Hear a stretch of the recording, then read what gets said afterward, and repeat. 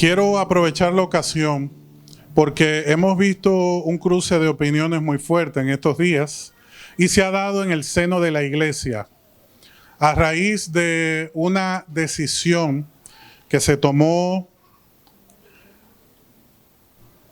en la ONU. Ustedes recordarán el domingo pasado que les hacía un llamado a que prestaran una finísima atención a los acontecimientos que íbamos a comenzar a ver en los próximos días.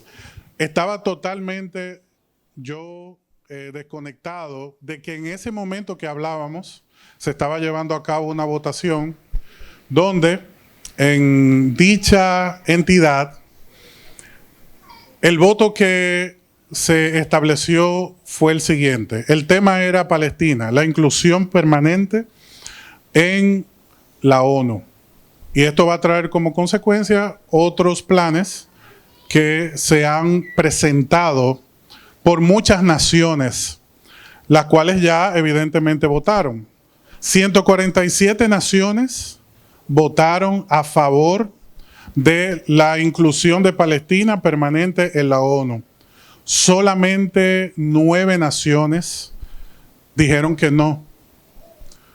Entre ellos, en América, solamente Estados Unidos y Argentina se negaron. Después el resto, Papúa Nueva Guinea y de otras naciones, pues fueron los que dijeron que no. Y 25, pues, se abstuvieron, que es una modalidad que se establece en dicho voto. Favor, en contra o abstenerse. 25 se abstuvieron, unas 147, pues, votaron a favor. ¿Qué está sucediendo? Rápidamente. Esto ha provocado una reacción dentro del seno de la iglesia y se ha querido presentar un argumento a favor de Israel. Pues nosotros sabemos que ese territorio donde está Israel le fue otorgado por Dios. Pero eso lo entendemos nosotros, el mundo no lo ve así. El mundo entiende, como fue la propuesta que se llevó a cabo por los ingleses, los franceses, los holandeses, luego de la Segunda Guerra Mundial, que se establecieran 2 naciones. Esto es imposible, porque aquí hay una disputa histórica. Miren, lo que voy a hablar rápidamente lo debe entender hasta el más joven de la congregación. Esto no es complicado. Lo han querido complicar. Esto no es complicado. Dios llama a un hombre llamado Abraham, que estaba en Ur, la zona norte por donde se ubica Babilonia, en nuestros días Irak.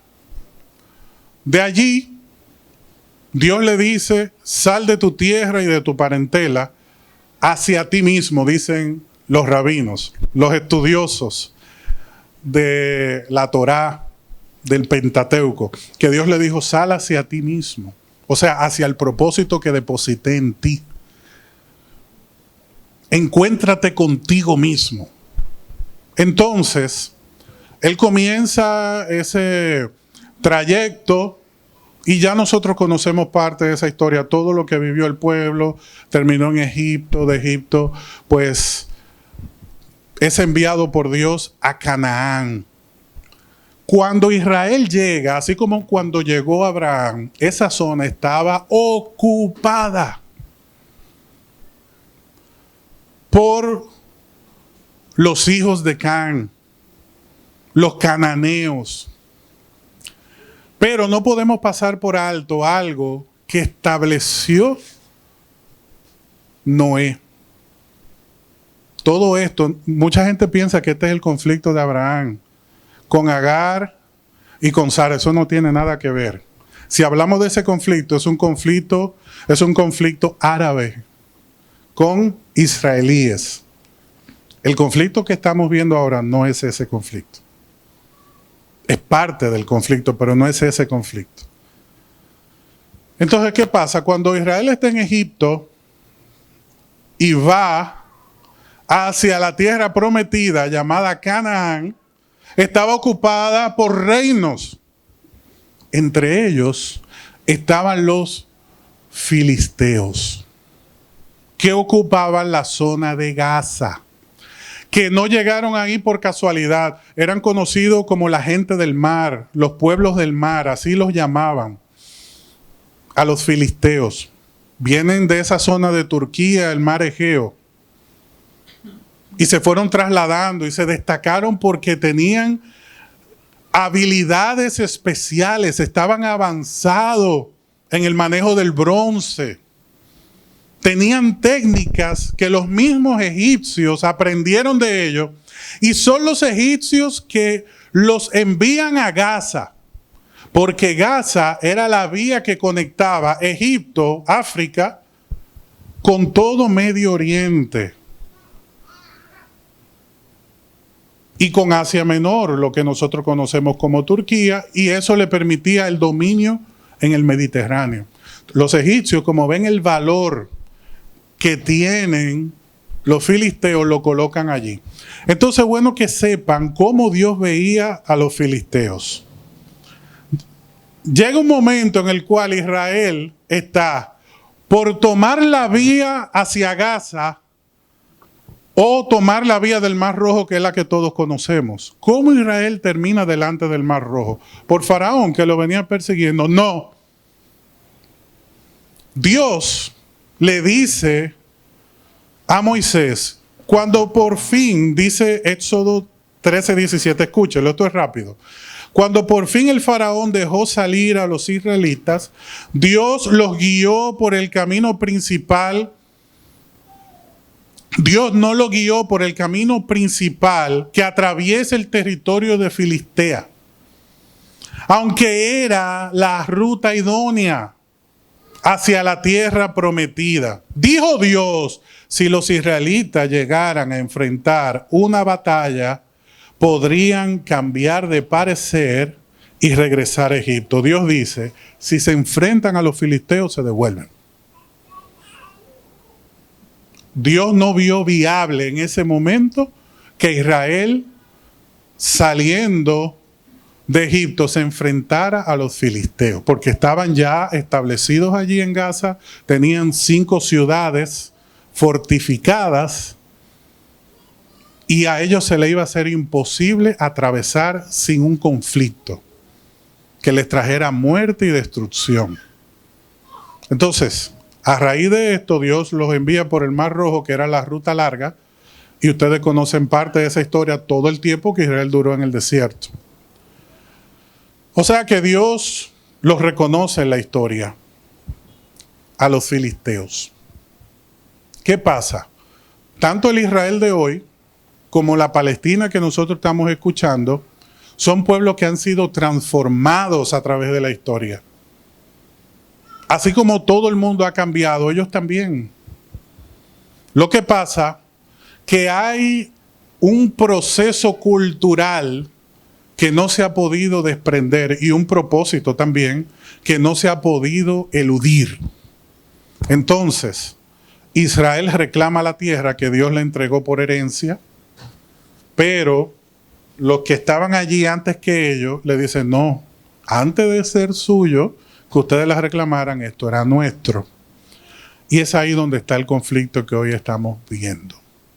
¿Qué pasa?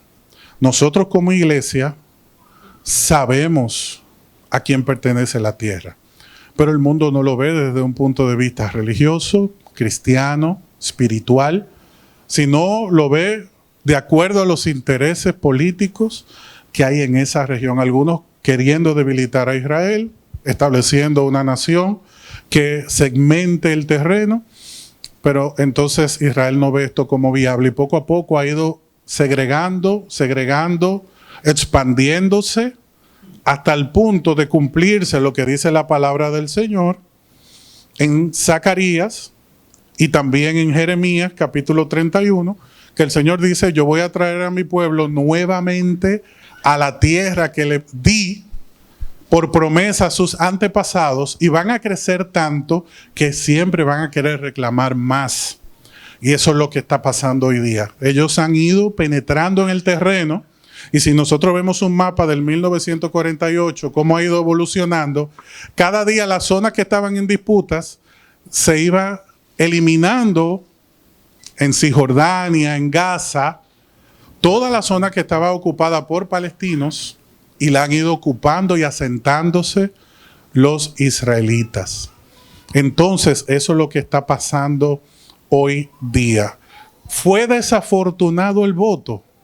Definitivamente fue desafortunado. Nosotros no podemos estar del lado contrario de la historia. Esta es la realidad. Dios le entregó esa tierra a Israel. Y no solamente hasta el punto donde la tienen hoy. Mucho más hacia Jordania, hacia el Líbano y hacia el sur. Le pertenece a ellos. Lo único que querer reclamar eso es imposible, humanamente hablando. Se lo va a tener que entregar el Mesías. Todo lo que estamos viendo hoy es un apogeo de las cosas que están por suceder. ¿Por qué Israel no cede y no decide abandonar esta lucha? Sencillamente, precisamente en este momento encontraron 4 cuerpos de los secuestrados. Ellos dicen que no van a ceder hasta tener a todos aquellos que fueron secuestrados. Los que han ido encontrando ya están muertos. Este es el gran dolor del pueblo. Hay más de 100 todavía que no han encontrado. Y ellos dicen, no vamos a ceder. Entre esos 4 que encontraron, en la búsqueda encontraron más de 50 túneles bajo tierra que conectan con Egipto. Entonces ya aquí hay un conflicto mayor que está por detonarse, porque por allí estaban pasando armas, estaban pasando cosas que ellos ya han descubierto, y esto cada día se va complicando más. Nosotros nos toca observar lo que está aconteciendo. Lamentablemente, pues esto no va a terminar en paz. Como tú y yo sabemos, este conflicto se va a ir agudizando. Lamentablemente hay un pueblo palestino que no tiene nada que ver con los intereses extremistas, ni de Hezbollah, ni de Hamas. El voto no fue a favor de Hamas, pero lamentablemente ellos son los que tienen el dominio en esa tierra y en esa zona. Entonces, antes de tú emitir un voto, tú tienes que erradicar eso. Para que una vez liberados, son más de 2 millones de personas que ahora mismo están siendo asediados por Israel, que cada vez lo atrincheran más. Lo que se quiere evitar es que se produzca una estampida por el hambre, por el asedio. Señores, mientras usted y yo estamos durmiendo tranquilos en nuestro hogar, esa gente está bajo bombas permanentes. Israel está bombardeando permanentemente. Por eso el gobierno de Estados Unidos dice, no le doy, no le suplo más armas que ustedes usen contra Gaza. Y ellos dijeron, vamos a continuarla, vamos a fabricar nosotros. Vamos a continuar. En el Líbano constantemente están cayendo bombas, día tras día, noche tras noche, persiguiendo a Hezbollah, persiguiendo a Hamas. Esta situación está muy complicada, pero lamentablemente se está generando mucha confusión con el tema, se está desacreditando mucho a la iglesia en este punto, pero debemos entender que definitivamente ha sido desafortunado por todas las naciones que no han entendido el conflicto y que han decidido darle la espalda a Israel en este punto. Sí, habrá consecuencias. Habrá consecuencias, porque ya el Señor lo estableció y dijo en su palabra, pues en aquel día comenzaré a destruir a todas las naciones que se opongan y ataquen a Jerusalén. Esta es una promesa que el Señor ha hecho. Y por eso nosotros tenemos que orar. Tenemos que interceder por nuestras naciones. Tenemos que orar para que todos los acontecimientos que están por suscitarse, como les dije, presten fina atención a todo esto que está por acontecer, pues el Señor nos permita estar en el lugar correcto, tener una observación adecuada, no entrar en discusión con los demás por temas que no comprenden ellos y saber con claridad de qué se trata toda esta situación. Para terminar este paréntesis, ¿dónde va a terminar este conflicto? ¿Hacia dónde nos dirigimos? ¿Qué es lo siguiente? La guerra de Gog y Magog. Allí va a terminar este conflicto, porque esto va a continuar agudizándose. Esto empezó en el 1948 y no se ha apagado ese fuego. Entonces, esto va a terminar en un avance de Gog y Magog, los reyes del norte, contra Israel. Aquí se va a producir un conflicto internacional y nosotros vamos a ver naciones como Rusia, China, Turquía saliendo de la OTAN y uniéndose a ese bloque para participar en contra de Israel. Esto se va a dar a mediados de la tribulación específicamente, la guerra de Gog y Magog. Lo que estamos viendo ahora es el apogeo. Egipto, Turquía, Rusia, China. Y Dios peleará por Israel. Y dice la Biblia que más de 7 meses será necesario para agrupar los cuerpos que va a dejar esta guerra. Israel será menguado, pero ellos van a prevalecer. Hasta el final de la tribulación van a ser afectados y solamente quedará 1/3 de la nación.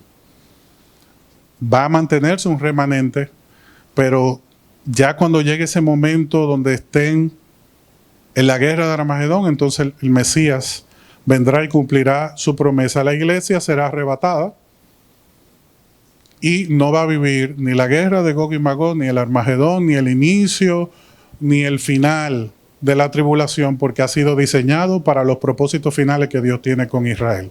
Quería hacer este paréntesis para, como pastor, poder aportar cuál es mi opinión y que ustedes evalúen, le den seguimiento a los acontecimientos y consideren, según el Señor les muestre y puedan entender de lo que dice la palabra, todo lo que está por acontecer. En 15 minutos quiero compartir algo con ustedes. Y es el cierre de una serie que ha sido de mucha bendición. Una serie que ha sido orientada para formar en nosotros una idea clara de los propósitos del Señor con nuestra vida en este tiempo, de cara a toda la crisis política, social, económica que nosotros podamos estar observando. El Señor quiere que tú y yo lideremos nuestra vida y que no nos quedemos al margen de lo que está sucediendo, que aprovechemos las oportunidades. Es importante que entendamos que lo que el Espíritu Santo quiere motivar en nuestro corazón es que seamos personas sabias. Y una persona sabia es la que sabe tomar buenas decisiones. Una persona sabia es la que sabe tomar buenas decisiones. Hay individuos que se destacan en las ciencias, hay otros que se destacan en las en humanidades, hay otras personas que se destacan en diferentes disciplinas. Y no lo hacen necesariamente porque sean sabios. Son muy inteligentes, son brillantes. Ahora, la sabiduría implica que sepamos tomar buenas decisiones. En el día a día, tú y yo buscamos alternativas para poder enfrentar nuestras dificultades. Esos problemitas, esos temas, como hemos hablado ya, de tarjeta de crédito, de deuda, de conflictos, de dificultades, de temas de pleitos con las personas que están a nuestro lado. Y la realidad es que estamos buscando un atajo para encontrar una solución rápida, inmediata a nuestras situaciones, para poder adquirir lo que necesitamos y solucionar todo.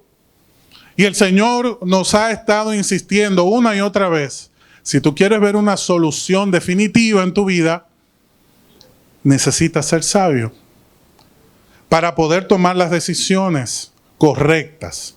Una de las cosas que el Señor dice en su palabra en 1 Corintios 7, verso 23, es que Dios pagó un alto precio por nosotros en la cruz. Así que no podemos dejar esclavizarnos nuevamente por el mundo. Esto significa que cuando tú y yo tomamos decisiones que no son sabias, que voy a especificarlas rápidamente en el tiempo que tenemos por delante, pues nosotros nos dejamos esclavizar. ¿De qué manera? Por ejemplo, cuando caemos en una deuda, ya estamos en ella, hoy estamos en ella, por ejemplo, tenemos una situación que hemos tratado de solucionarla, pero no hemos visto la salida, la alternativa. Y esto nos ha costado la salud, nos ha costado buenas amistades, nos ha costado mucho.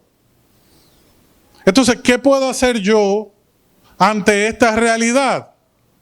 ¿Qué puedo hacer yo si estoy envuelto en un conflicto con una deuda y no tengo los recursos para saldarla? Yo tengo 7 consejos para ti. Lo primero que debemos hacer si queremos ver una salida en un tema financiero es reconocer nuestra necesidad de cambio. Eso es lo primero. Yo tengo que cambiar. Ahí inicia la solución. Porque hay personas que saben lo que está mal, pero no tienen el deseo de cambiarlo. No reconocen que necesitan un cambio. Lo segundo es buscar ayuda, buscar consejos, escuchar consejos, buscar alternativas para dejar de hacer lo que antes te llevó a la deuda, al conflicto, y poder darle un rumbo nuevo a tu vida.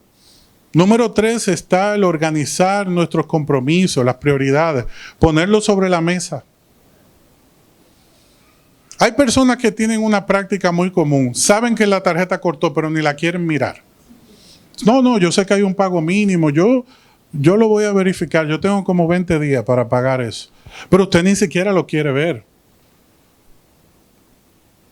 Aunque no digan amén. No lo queremos ver porque sabemos que es fuerte. Y uno ora, Padre, que ese pago mínimo que se equivoquen, Padre. Pero no funciona así. La realidad es que no se equivocan.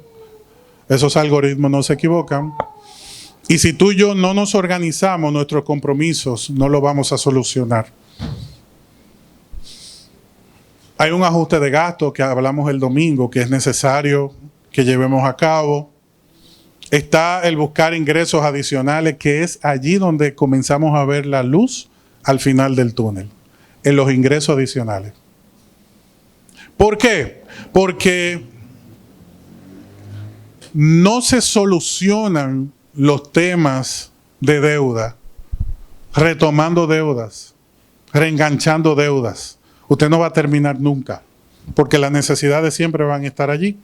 La única manera es saldando los compromisos que abriste.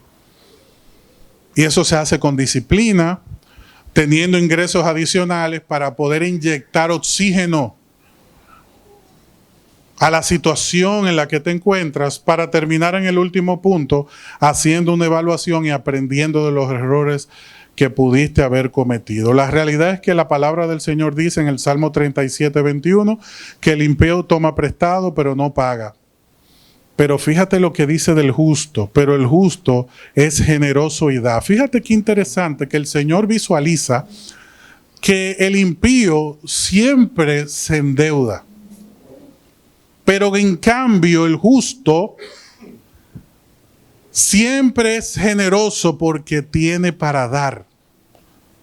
Cuando tú y yo entramos en la dinámica de bendición del Señor, el Señor prospera nuestra vida. Y esto no es por un arte de magia. Yo te voy a dar la clave en este mismo momento.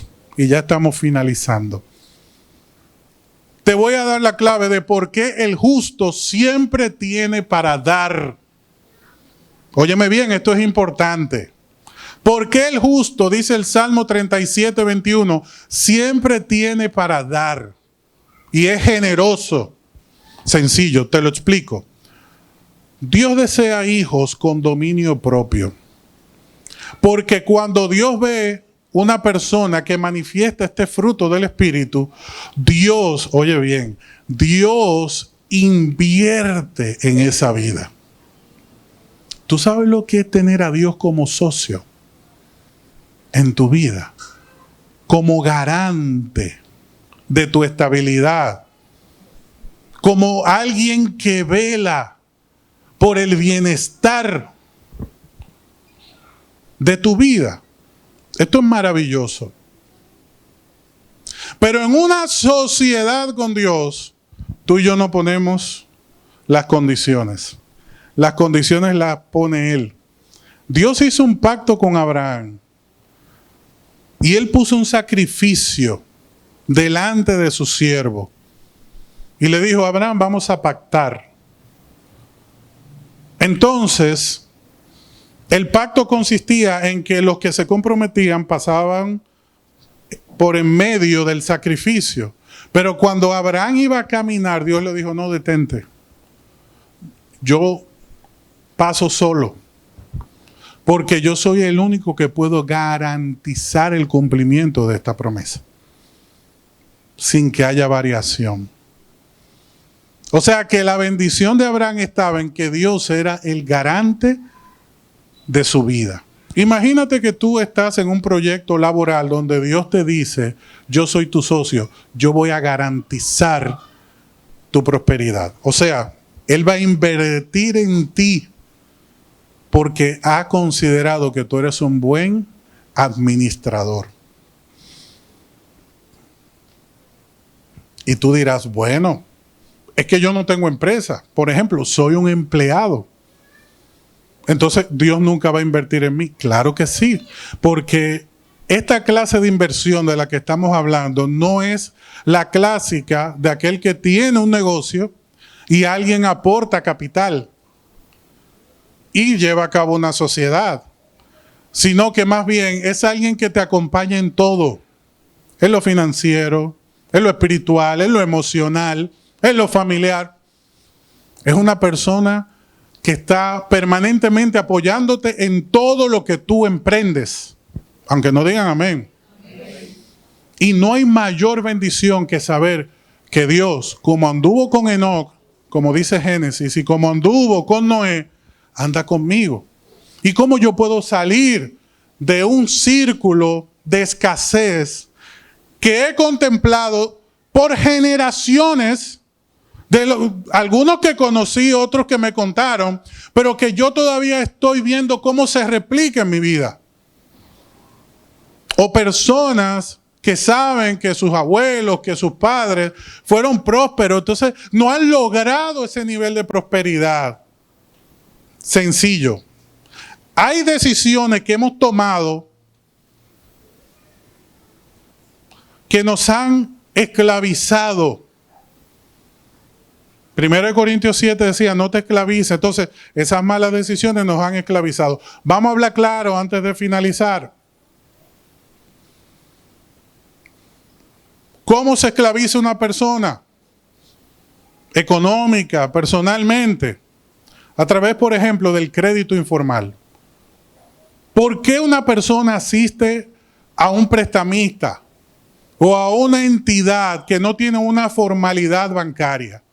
Sencillo, porque no hay rigurosidad en la evaluación del prospecto y tampoco rigidez en el desembolso.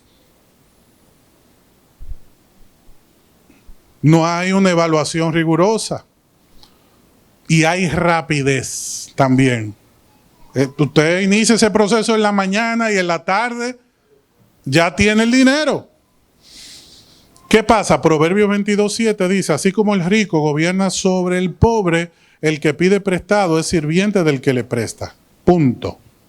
El problema no es pedir el préstamo. El tema es saber qué es lo que estamos solicitando, porque un mal manejo me esclaviza. El tema no está en el préstamo, el tema está en el uso del préstamo. Un buen negocio con un préstamo no se reengancha. Se puede reevaluar manteniendo el mismo monto. No todos los bancos hacen eso, no hay ganancia. Pero hay algunos que sí, que producto del buen manejo que has tenido y te ven para ayudar tu salud financiera y saben que van a ganar un cliente, toman esa deuda y te la vuelven a poner a 5 años. No es muy conocido, no es muy común, pero se da. Pero un prestamista no hace esto. Entonces hay muchas personas que están en grandes dificultades. Otro punto de malas decisiones que se han tomado y ha esclavizado a muchos, querer pagar los platos rotos de otros. ¿Cómo? Garantizando la deuda de otro. Proverbios 22:26, no seas garante de la deuda de otro, no seas fiador ante nadie. Proverbios 22:26. ¿Por qué? Porque si no puedes pagar, te quitarán hasta la cama en la que duermes. Yo siempre recuerdo 15, 16 años, 17, ese momento de los cines, ese momento de los paseos, donde hay momentos donde uno estaba corto. Pues la distribución de los recursos se había, ¿verdad?, complicado. Y a veces yo tenía tanto deseo de salir que me arriesgaba. Sentía que moría, pero tocaba la puerta. Y comenzaba a hablar de política con mi abuelo y decía, aquí hay un problema, ¿qué es lo que tú quieres? Mira, hay una salida. ¿Y cuánto es la salida? Bueno, con 500 pesos eso se resuelve. Entonces yo necesito que tú me lo prestes. Y yo siempre recuerdo que él me decía, no. A mí no me pida prestado. Porque cuando te lo cobre o cuando te toque pagarlo, te vas a desaparecer porque no vas a tener para pagarme. Entonces yo estoy condenado a ser tu abuelo y tú mi nieto y no vamos a tener un problema. Yo te lo voy a regalar. Eso es tuyo. Tú no me debes nada. ¿Por qué yo te digo esto? Porque hay una práctica que ha sido muy común a través de la historia con respecto a los intereses.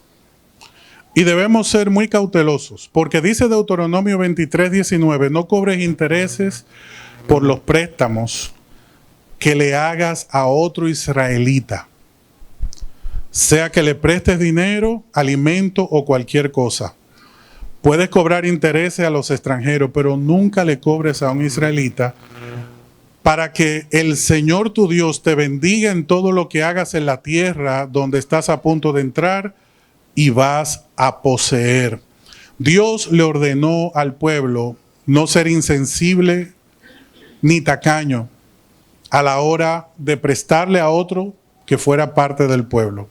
O en el manejo de los recursos. Incluso Dios hace el llamado y dice, aún se esté acercando la fecha del perdón de la deuda. Sí, porque había un año donde se tenían que perdonar las deudas en Israel. Entonces imagínense a alguien que tomaba un préstamo cerca del cumplimiento de esa deuda, era exquisito. Porque cuando llegaba el momento de saldar, no te podían cobrar jamás. Entonces el Señor dice, tienes que ser solidario, Deuteronomio 15. Pero ¿a dónde va todo esto? Y con esto concluyo.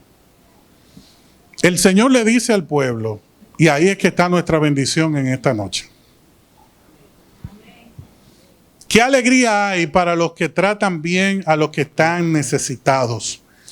El Señor los rescata cuando están en apuros.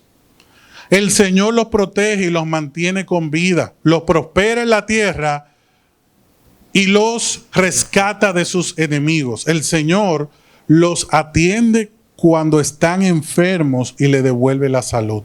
Fíjate qué generoso es Dios cuando tú y yo tomamos sabias decisiones. A veces no entendemos lo que nos ha llevado al punto de esclavitud en nuestra vida financiera, emocional, intelectual, física. Son decisiones que hemos tomado con prestamistas, con malos compromisos económicos, malas deudas, malas decisiones. Y Dios te dice en esta noche, mira, la solución está en que tú entiendas que yo invierto únicamente en el que tiene dominio propio. El que tiene dominio propio sabe hasta dónde llegan su capacidad de pago. El que tiene dominio propio sabe cuándo decir que no. Pero también el que tiene dominio propio es sensible y sabe controlar su deseo de tener más, porque el corazón del hombre, dice la Biblia en Eclesiastés, que no se sacia. Pero cuando tú y yo entramos en la dinámica de la generosidad, Dios comienza a invertir en ti. Ponlo en práctica. Esa es la enseñanza de la noche. Tú no tienes dinero. El Señor dice muy claramente, sea alimento, cualquier cosa, dinero, no le cobres interés. Bendice a mi pueblo. Entonces, tú tienes que entrar en esta dinámica. ¿De qué forma? Si tú ves a una persona en necesidad, tú tienes que comenzar a sembrar. Si hay dinero en el bolsillo, tienes que meterte la mano en el bolsillo. Si es una necesidad de alimento, tú tienes que decirle, espérame, no te vayas. Y solucionar esa situación con el pobre, con el que tiene necesidad. Y comenzar a actuar sobre esto, porque esta dinámica va a provocar que la mirada de Dios se ponga sobre ti y tú entres en un tiempo de prosperidad integral en tu vida. Y Dios va a comenzar a invertirse en ti. Y va a tocar la enfermedad a tu puerta y Dios la va a echar fuera. Como decía un pastor muy conocido, cuando te toque el enemigo la puerta, la enfermedad, manda a Cristo a abrir. Y tú y yo tenemos que entrar en esta dinámica. Comenzar a sembrarnos en los demás. Alguien te está contando, tú y yo no somos jueces. Si te está diciendo que tiene necesidad, dile, mira, yo no te puedo dar todo eso, pero yo te puedo aportar esto, te falta menos. Y tú te vas a dar cuenta cómo Dios va a comenzar a fortalecer esa relación contigo hasta que tú te veas envuelto en una sociedad con Dios. Y Dios haga pacto contigo.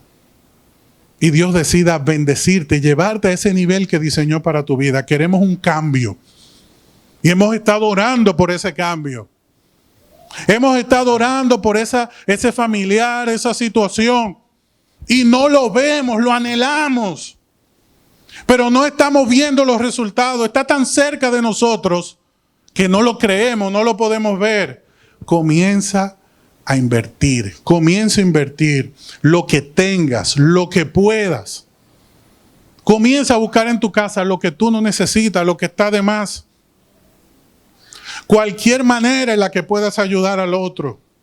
Aún el otro te quiera timar, bendícelo. Aún hayan dudas en tu corazón, entrega la capa. Y si es necesario, todo lo que te pida. Porque Dios te va a bendecir mucho más. Dios te va a bendecir mucho más. Comienza a dar, comienza a dar, comienza a sembrar, comienza a entregar, comienza a bendecir, como Dios lo ponga en tu corazón. Y no esperes ninguna otra cosa que no sea la mayor bendición del Señor en tu vida. Yo quiero que te pongas de pie ahí donde estás.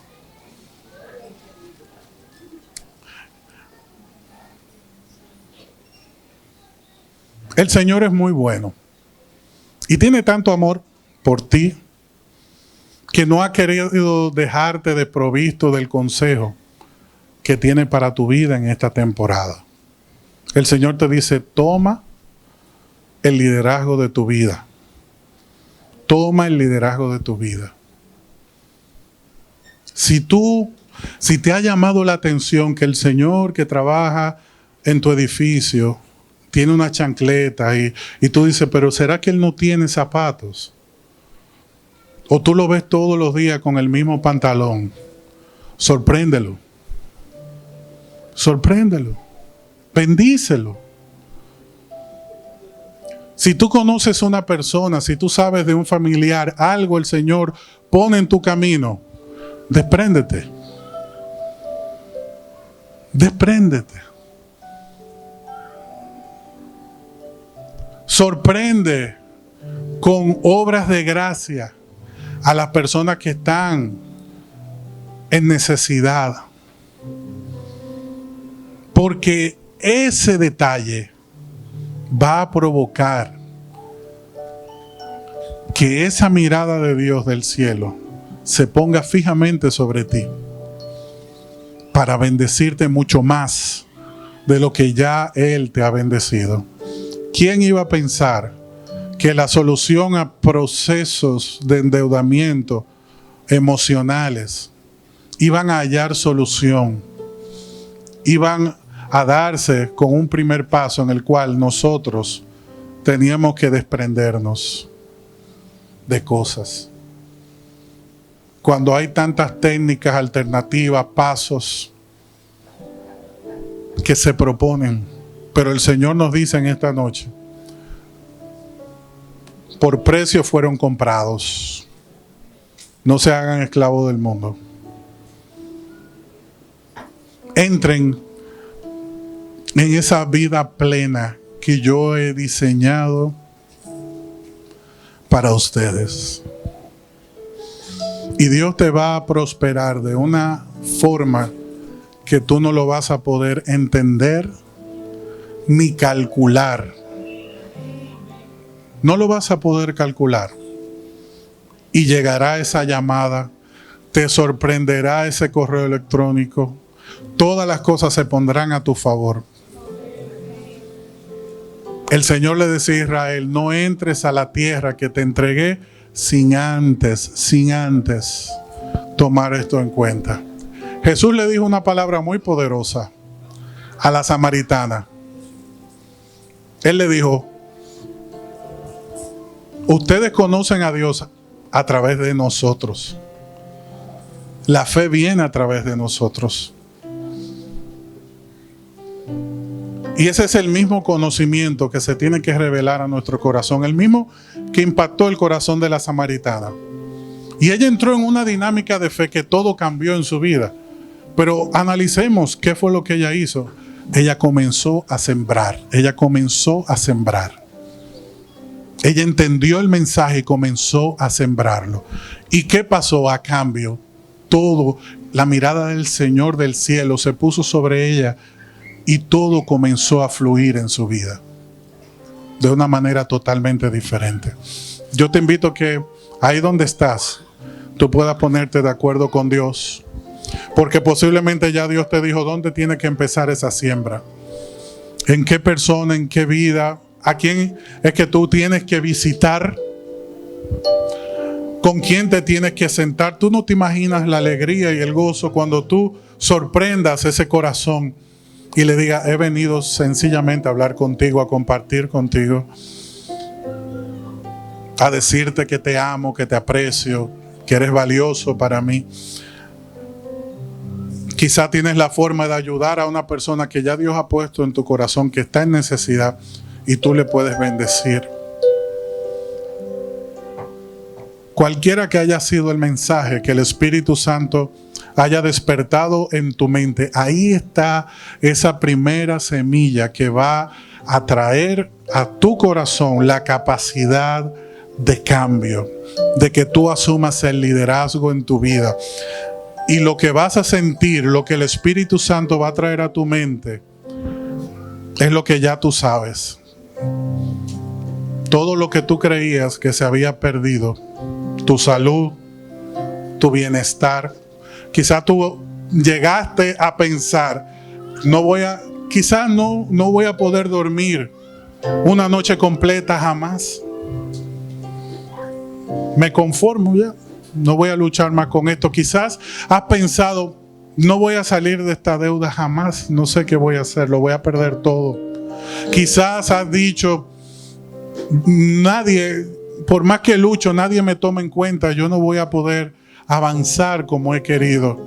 Me voy a quedar estancada, me voy a quedar estancado, ya todo se acabó. Quizás ese había sido tu pensamiento, pero lo que el Espíritu Santo te va a recordar el día de tu victoria es que lo que tú habías dado por perdido, el Señor lo restaura en tu vida. y donde el enemigo te quiso derrotar con pensamientos de fracaso, es el mismo lugar donde el Señor te dará una contundente victoria en el nombre de Jesús. Hoy, Señor, estamos delante de ti. Aquí está tu iglesia, bendecida, bendecida para bendecir, cargada de tu presencia para poder compartir, inyectar y bendecir a aquellos que tú pongas en nuestro camino. Estamos deseosos, Señor, de conocer esas vidas, de multiplicar tu gracia, de comunicar tu amor, de participar de esa conectividad con tu espíritu, de volver, Señor, a ese diseño, de andar en tu propósito y ver la prosperidad en cada paso que demos, como el árbol plantado junto a las corrientes de agua, Señor, que da su fruto a su tiempo, su hoja no cae y todo lo que hace prospera. Esa es la iglesia que tú quieres, Señor, exhibir en el mundo. Una iglesia que aporta, que comunica, que bendice, que restaura. Una iglesia que anima, una iglesia que profetiza, una iglesia que comunica consuelo, motivación, una iglesia que comunica restauración, sabia para tomar las decisiones correctas. En el nombre de Jesús, esa es la iglesia que tú has tomado en tus manos, que tú has reunido en este lugar, para que seamos sal y luz, Señor, para que podamos comunicar tu amor y no salimos, Señor, animados solamente o motivados. Señor, en este momento salimos ungidos y bendecidos de tu presencia, Señor, preparados para ministrar el corazón de aquellos que vamos a encontrar en el camino y que serán transformados, que serán restaurados, que serán bendecidos por la gracia, la unción, la prosperidad que tú has puesto en nuestra vida para tu gloria, en el nombre de Jesús. Que todos los recipientes que estamos aquí, que todos nuestros corazones como recipientes, Señor, podamos recibir tu aceite fresco para que la lámpara se mantenga encendida en nuestra vida. Renueva nuestros corazones, Señor. Renueva el aceite en nuestro corazón. Y que tu luz brille, se encienda en nosotros. En el nombre de Jesús. Amén. Gracias, Señor.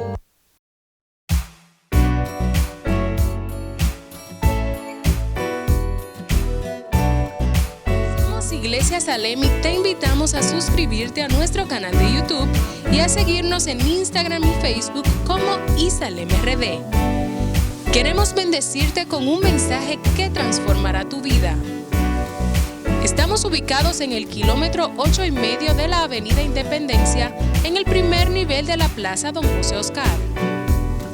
Adoremos juntos al Dador de vida y crezcamos integralmente en esta gran familia.